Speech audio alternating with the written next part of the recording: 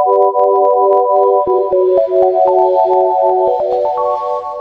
everyone, welcome back to my channel, The Bookish.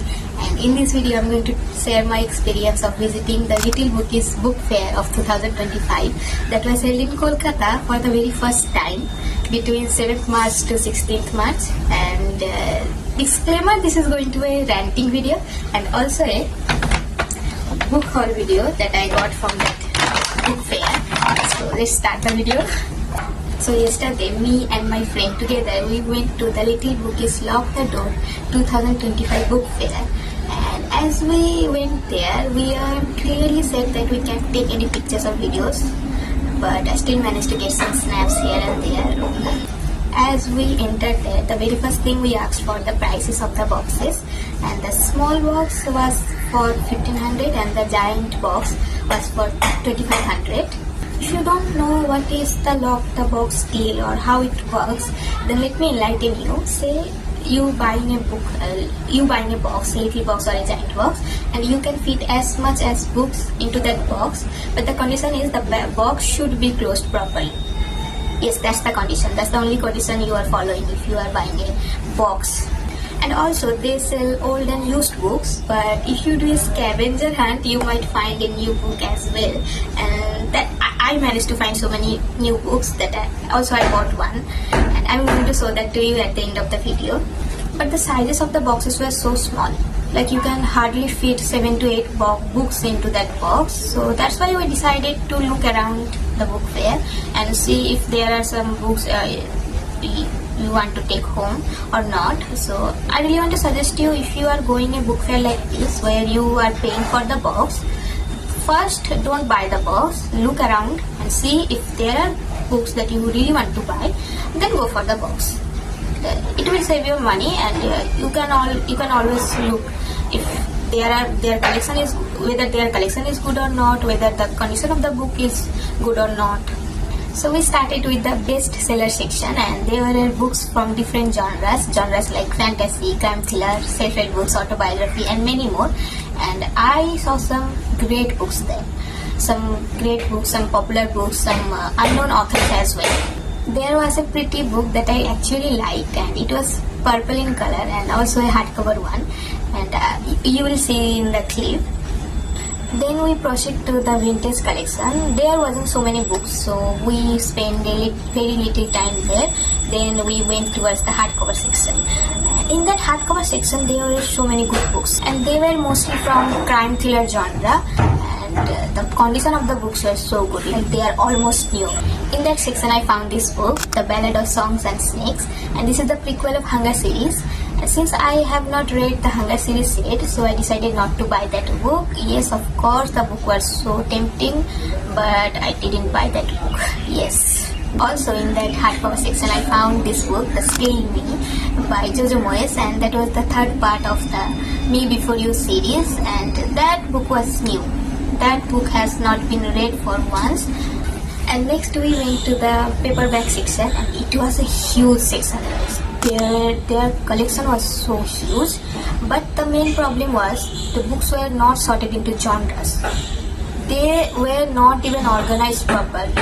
In that section, I was looking for some books that I really wanted to buy, but unfortunately I didn't find any of them except the Hunger Games entire collection. We went there on the last day of the book fair, and that could be the reason that most of the books were sold out. Even though I found there the entire collection of Hunger Games, the condition of the books were so bad, like they are even below average. The pages were so yellowish and so dirty. Also, I didn't like that cover of those books, so I dropped the idea of buying them. I found so many books on Hindu mythology and also so many books by Indian authors, which is a good thing, but the classic collection was so good. I really wanted to buy 1 or 2 books from that classic collection, but when you try to buy an individual book, you are kind of paying the same money as the new books for the old ones, because the cost of those old books were same as the new ones. And I don't understand why would someone want to pay that much money on a second-hand old used book. So that's all I wanted to share with you guys, and let me just show you the book I bought from that book fair. Here it is. So I got The Last Juror by John Garishan, and it is in the hardcover. This is the first time I'm buying a book that is in hardcover. And so pretty. Yeah, the cover was so pretty. That's why I ended up buying this book, and the inscription is in 3D. I don't know if you can see, but that inscription is in 3D. And this is what it looked like. This is what it looks like without the cover, all in black.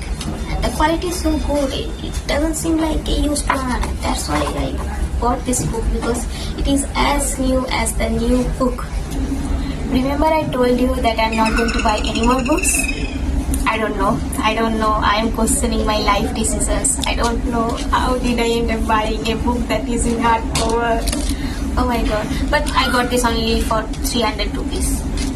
It's a steal deal, right? Yeah, you are getting a hardcover book, that too in 300. It's a steal deal for me.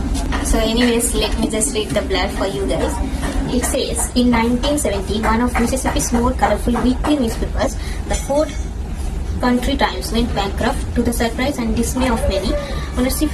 Ownership was assumed by a 33-year-old college dropout named Willie Traynor. The future of the paper looked grim until a young mother was brutally raped and murdered by a member of the notorious Packard family. Willie Traynor reported all the gruesome details, and his newspaper began to prosper. The murderer, Danny Packard, was tried before a packed courtroom in Clanton, Mississippi. The trial came to a startling and dramatic end when the defendant threatened revenge against the jurors if they convicted him. Nevertheless, they found him guilty, and he was sentenced to life in prison. But in Mississippi in 1970, life didn't necessarily mean life, and 9 years later, Danny Packard managed to get himself paroled. He returned to Fort Country, and the retribution began. This is a thriller book. This is a crime thriller book. That's all I get to know by reading the blurb, and I'm quite excited to read this one. Oh my god, this is a pretty book, and it's a huge book, right? I really don't prefer buying hardcovers, and of course because they are expensive, and also they are huge. They are a lot more heavier, and they take a lot more space than paperbacks. So that's all for today's video, guys, and if you really find my video interesting, then please consider subscribing to my channel.